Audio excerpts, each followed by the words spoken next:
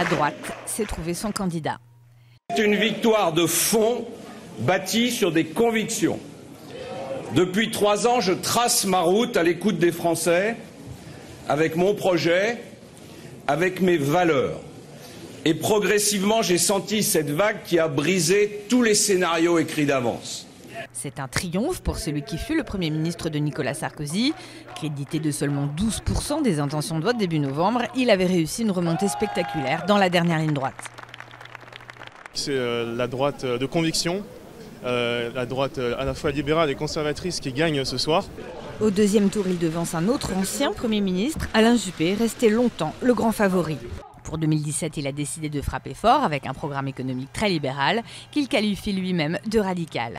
Nous réduirons le nombre des emplois publics en rendant le service public plus efficace, plus moderne, plus fort, grâce en particulier au retour des 39 heures.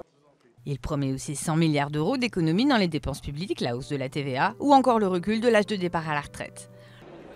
Après une longue campagne de terrain, à 62 ans, François Fillon est finalement parvenu à donner l'image d'un homme neuf, malgré 5 ans à Matignon, et à détacher son image de Nicolas Sarkozy, détesté d'une bonne partie de l'électorat de droite. On a besoin de ça, quelqu'un qui redonne une autre image de la politique. Pour le moment, on a tous l'image que ce sont des truands, des gens qui magouillent en 2 mots, qu'ils essaient de comploter, ils nous prennent pour des pions.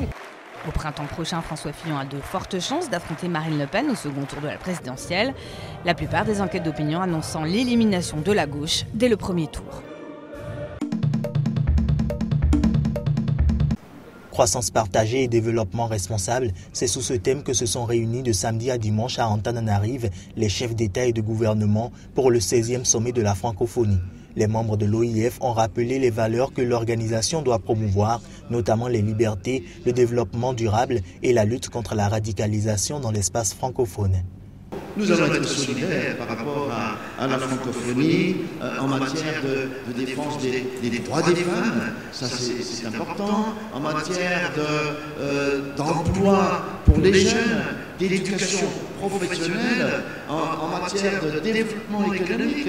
De par sa phrase « Je suis féministe » et sa franchise en abordant le sujet tabou des LGBT, le Premier ministre canadien a donné un nouveau ton au discours de la francophonie. Justin Trudeau a annoncé que le Canada accueillerait 300 000 immigrants l'année prochaine. C'est presque 1% de notre population et on va continuer de rester ouvert et accueillant parce qu'on sait que d'amener des gens pour bâtir une meilleure vie pour eux, pour leurs enfants, pour la communauté qui les entoure, c'est une bonne façon, pas juste de créer une richesse économique, mais une richesse culturelle et sociale aussi. Au total, moins d'une vingtaine de présidents ou de chefs de gouvernement étaient réunis à Antananarive, une faible affluence au regard du nombre de pays membres.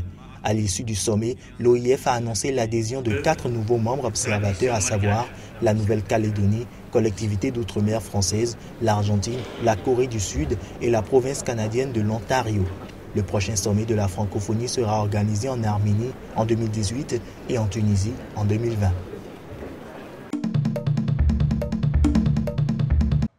La vie tournait au ralenti dimanche à Khartoum, au premier jour d'une grève nationale lancée par des groupes de l'opposition soudanaise contre les réductions des subventions au carburant. Cette grève, décrétée pour 3 jours, vise à dénoncer la hausse de 30% des prix du pétrole et du diesel annoncée début novembre par les autorités et qui a entraîné une forte augmentation des prix.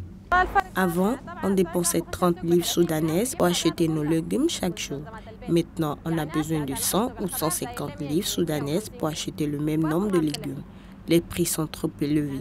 Que peuvent faire les gens? Plusieurs lieux clés de Khartoum et de la ville voisine d'Omdurman étaient déserts dimanche, le premier jour de la semaine de travail dans les pays musulmans, tandis que de nombreux magasins, cafés et restaurants du centre-ville sont restés fermés. La livre soudanaise a perdu plus de 60% de sa valeur par rapport au dollar au cours des 6 derniers mois.